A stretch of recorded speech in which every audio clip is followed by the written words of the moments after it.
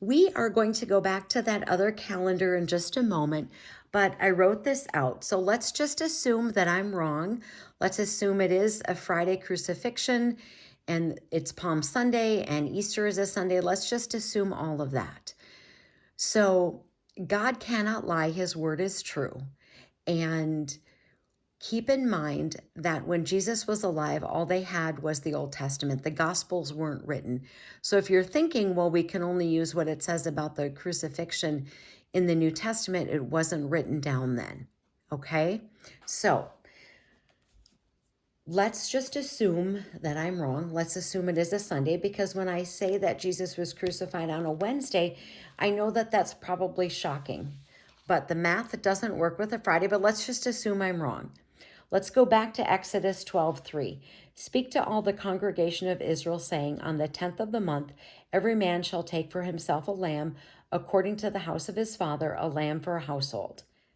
So we know that the Passover lamb is chosen on the 10th of Nisan. So assuming that's a Sunday, and we know from Exodus 12:5 and 6, that the lamb has to be inspected for 3 days, because the words in the Old Testament are significant. But let's just, if it's 3 days, then from Palm Sunday to Friday, how many days is that?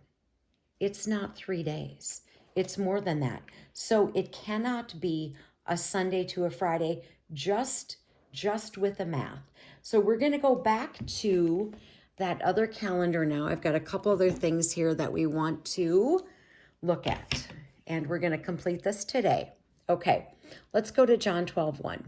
It says this, then 6 days before the Passover, Jesus came to Bethany, where Lazarus, who had been dead, whom he had raised from the dead. Where Lazarus was, who had been dead, whom he had raised from the dead. Okay, so it says 6 days before Passover. So if we know Passover is the 14th, from our passages in Exodus 12 and Leviticus, then 6 days before that puts Jesus in Bethany on the 8th, because that would be 6 days previous.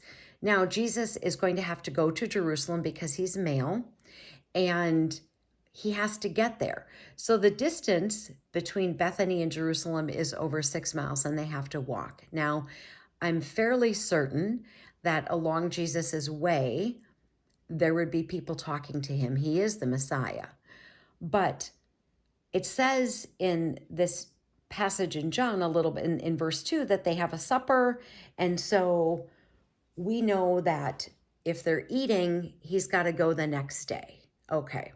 So the very next day then is the great Sabbath, Shabbat Haggadah.